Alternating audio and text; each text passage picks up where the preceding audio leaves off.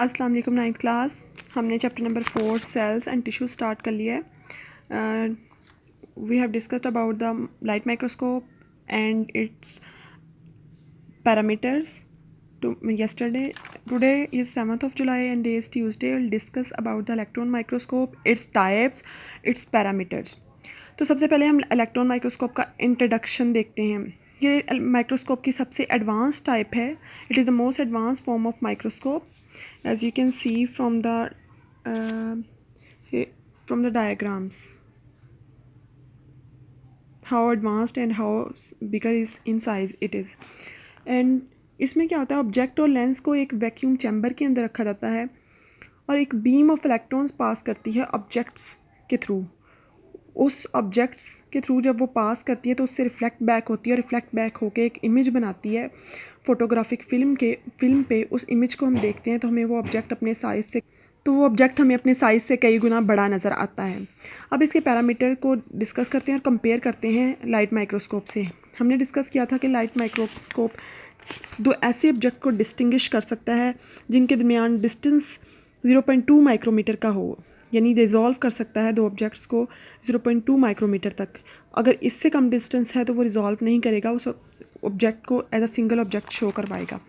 जबकि in case of electron microscope can distinguish objects as small as 0.2 nanometre. 1 nanometre is equal to 1/1 lakh millimetre, यानी कि ये we can say it can 1000 times more resolution. Electron microscope has 1000 times more resolution as compared to light microscope. 1000-fold improvement over light microscope. Electron microscope objects को magnify करेगा 2,50,000 times, और as compared to electron microscope, light microscope has magnification of 1500x, यानी 1500 गुना बड़ा करता था किसी object को उसके साइज़ से, उसके असल साइज़ से अपेरेंटली। जबकि इलेक्ट्रॉन माइक्रोस्कोप किसी भी ऑब्जेक्ट को उसके साइज़ से 2,50,000 गुना ज़्यादा बड़ा कर देता है।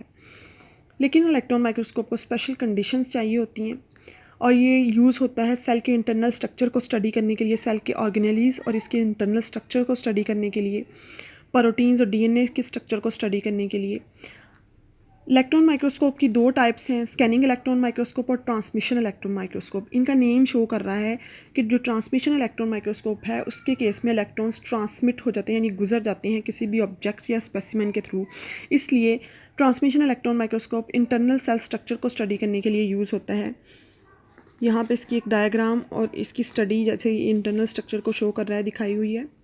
These are the two types of electron microscope, transmission and scanning.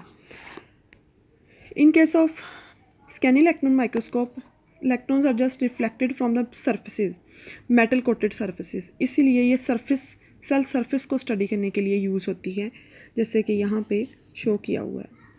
तो ये पैरामीटर्स डिस्कस किए हमने इलेक्ट्रॉन माइक्रोस्कोप्स के। इसकी टाइप्स के बारे में डिस्कस किया, इसकी टाइप्स के दरमियान डिफरेंस, आप डिफरेंस लिख सकते हो। इसी तरह आपने पिछला लेक्चर भी रिवाइज़ करना है और एक कंपैरिजन राइट करना है इलेक्ट्रॉन माइक्रोस्कोप और लाइट माइक्रोस्कोप के दरमियान। उस कंपैरिजन को अच्छे